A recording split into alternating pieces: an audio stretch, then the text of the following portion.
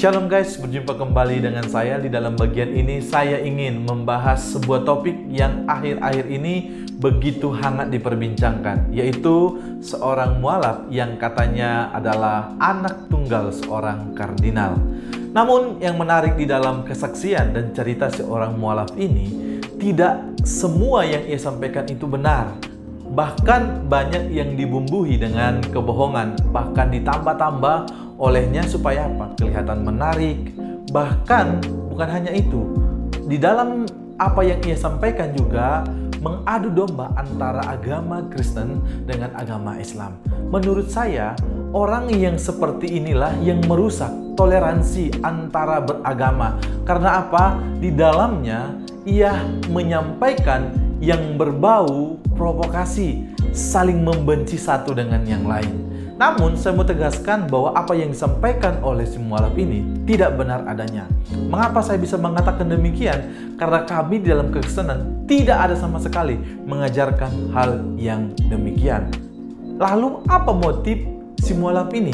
Yang pertama, dia ingin sebuah pengakuan bahwa ia seorang yang pintar, ia seorang yang berpendidikan, walaupun ceritanya tidaklah demikian dan kenyataannya walaupun tidak demikian. Yang penting ia mendapat sebuah posisi di agamanya yang baru. Jelas ia mendapat sebuah posisi, yaitu ia seorang ustadz. Walaupun beberapa waktu berikutnya dibongkar oleh Ustadz Stephen Indra Wibowo. Ini kita lihat bersama-sama cuplikan videonya. Yang sangat menarik itu nek jenengan ceritakan ketika jenengan mualafannya dimulai dari cerita pulang dari Italia, terus mau merusak generasi Islam, terus penjenengan diberi saran supaya penjenengan menyelidiki atau mempelajari Quran, jangan tersandung dengan Al-Maidah 72, akhirnya penjenengan goyang cerita kabeh niku. Nah iya itu ya penting itu. Seperti yang ngaji dia kula kaget kan kok mboten diparingi kabar riyen gitu maksudnya. Kok mendadak niku tok sing kula wau kaget ngono. Ya terus ngeten lho. Janjane kan diparingi kabar riyen terus kula nggih iso fresh tenan. Terus ngeten karena saestu kula nembe untuk goncangan hebat teng mriki dados kula sing ngedon iki. Otake kula pun error.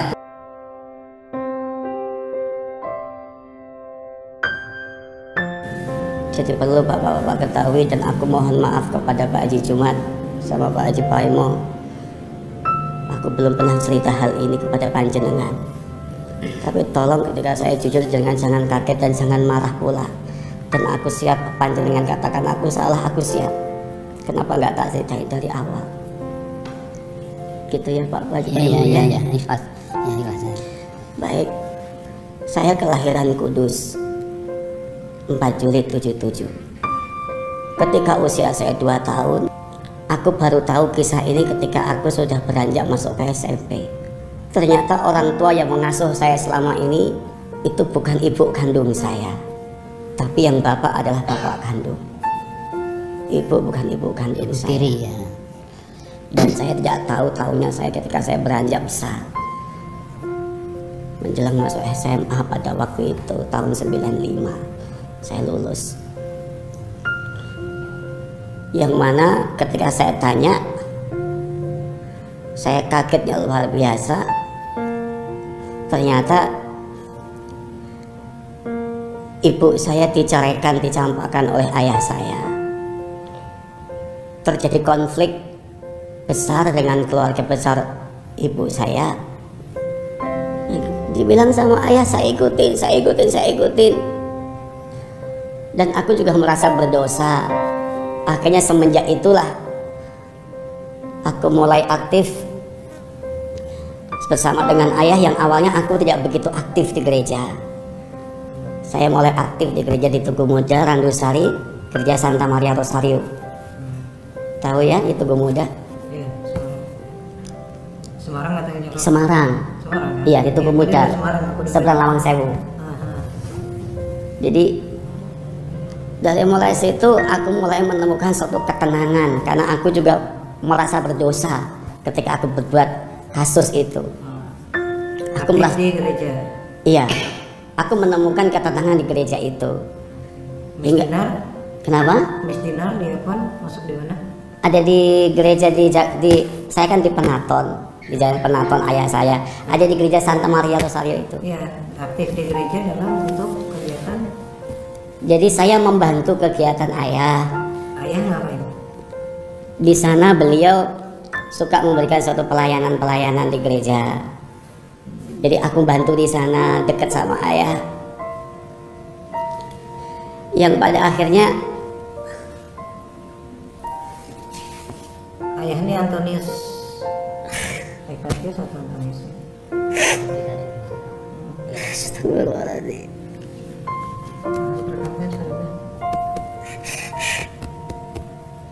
Nggak ada yang salah sih mas, yang harus menangis sih. Ya, Mungkin mengenang masa lalu. ya salah. Saya dulu di katedral. Saya ngatur seluruh pastor dan paroki seluruh Indonesia. Masya Allah. Itu saya dulu. Masih muda ya? Ya. Saya itu sedih teringat masa lalu, nasib orang tua saya kandung yang ibu sampai sekarang kan.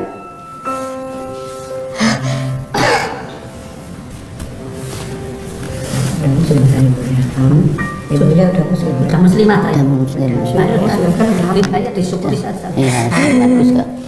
Sudah dihapus dosanya. Iya.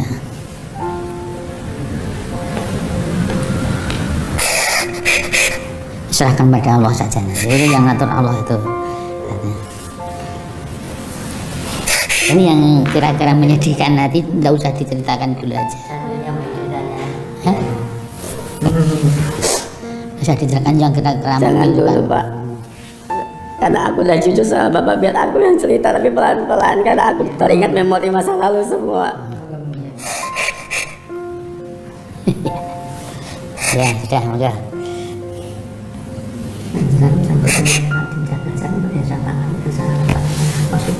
Bukan.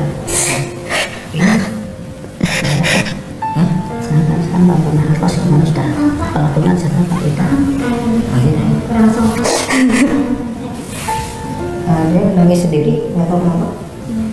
Saya ada ngasih masa lalu ya. Nah, menurut saya nih Pak ya, bukan saya tukang masalah saya. Ya namanya orang hidup pasti ada masa lalu. Kita kan hidup masa depan. Oh, kita nggak bahas itu masa lalunya, Mbak. Beliau yang Kita sendiri ini kan, yang kita kita mau bikin klarifikasi ke warga. Karena kalau ada di Nadatul Ulama sampai ke tingkat kabupaten, kita harus punya satu bukti yang otentik dan kompeten untuk membalikan omongan mereka, Mbak. Kalau kita nggak punya data yang otentik ke mereka, kita nggak bisa maju. Dan ini laporan dari Pak Haji Jumat ke tim kita yang di Magelang. Itulah kenapa kita turun, karena kita mau hadapin mereka, Mbak. Jadi kita harus kumpulkan bukti dengan kuat. Kalau buktinya nggak kuat, Mbak, kita mati konyol beneran. Cuma memang waktunya nggak tepat ya, karena kan aku lagi ngedon, situasiku lagi, makanya tak atur waktu lagi. Dengan sikap yang kemarin udah terjadi gitu. Itu dia, makanya kita mau selesaikan ya. Kalau kita nggak beresin, ini yang namanya fitnah itu bola snowballing. Dia bergulir makin besar, makin nggak berarah dan makin sembarangan arahnya. Gitu. Maksudnya daripada dampaknya makin meluas, kita keep dia untuk shoot. Tapi begini loh Pak, ya kenapa saya nggak kuat cerita kayak gini? Aku butuh waktu karena supaya nggak timbul fitnah, aku mau cerita semua dari awal sampai akhir seperti yang tak ceritain ke Pak Mursid gitu loh. Gini, Dan aku nggak kuat ini gitu. nggak usah cerita sebenarnya terlalu detail gini mas. Ada salah satu hadis juga menyatakan bahwasanya masa lalu kita itu sebuah aib. Tapi saya pengennya detail Pak supaya bisa diambil kesimpulan. Sebenarnya mereka tidak butuh detailnya Pak. Jadi kita pun dari full video ini kita nggak akan semua kita share ke mereka. Bisa Jadi nggak saya akan minta pimpinannya, Pak. waktu 2 atau 3 hari Nggak apa-apa mas. biar tenang, nanti ayo kita kumpul Pak, biar aku fit, nanti aku siap menghadap kamera panjenengan dan ceritain semua. Sebenarnya sih nggak usah terlalu kayak gitu. Kayak tadi bapak ini cerita, ya kamu lulusan ini selesai, confirm. Nah, kamu lulusan ini, kamu confirm, dia confirm, selesai. Itu aja, nggak usah detail. Tapi Pak. saya pengennya saya yang cerita. Nah, pengennya Bapak- saya yang cerita, jadi, cuma Bapak ini yang tadi. cerita, gitu. Saya Saya belum kuat gitu, makanya saya minta waktu 2 hari lah, kita atur waktu. ini bukan cerita mas nggak perlu cerita. Mas cuma bapak ini sebutkan kan sudah ada. Saya juga udah ada video mas juga di YouTube untuk bahan referensi. ya ini kan langsung dari dia, langsung dari kamera kami gitu loh. Jadi atau Pak Haji Jumat bisa bilang misalnya SMA-nya apa, kuliahnya di Undip, dia kan jurusan misalnya tadi pasti teknik lah ya, insinyur kan. Nah engineer bagian apa nih misalnya? Sipil. Ya kan? Sipil, engineer sipil, angkatan 95. 2000 bukan 95. Oh, tahun lulus 2000. Tahun lulus 2000 masuk 95. Sebetulnya tahun 2000 itu maaf gelar tidak ada di depan, sudah di belakang. Ya. ST bukan IR. Nah, Itu kesalahan kalau di depan. kesalahan di Undip atau Kesalahan saya, maksudnya tidak ada dari depan.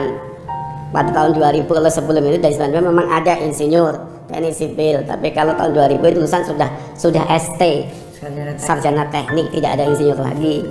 Oke.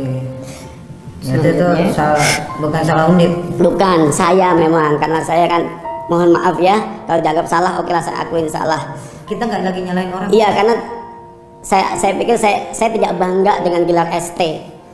Saya bangganya ada insinyur di depannya. Udah gitu aja saya akuin. Padahal tidak ada yang namanya tahun 2000 itu insinyur. Dia sudah sarjana teknik. Berarti udah clear ya. Berarti kita bisa potong videonya di situ. Terus nantilah Pak, ya Allah minta tolong izin saya pengennya saya ingin cerita, pengen tuntasin semua mudorotan yang ditunggu dan ditunda dan disebarkan yang akhirnya menimpa banyak orang, itu bukan satu hal kebaikan. Inilah Islam. Islam itu ada masalah segera diselesaikan, segera dituntaskan ya. Tapi kan Bapak tahu kondisi saya dari tadi Pak, ya Allah kenapa Anda nggak ngerti lihat kondisi saya. Besar apa Pak, saya diserangi senasional Pak. Itu karena Anda lebih hebat daripada saya yakin kekuatan Anda kuat mentalnya. Gak ada yang lebih hebat satu sama lain Pak, manusia itu sama rendahnya di hadapan Allah. Iya, masalahnya saya nggak takut mati ya, itu dong.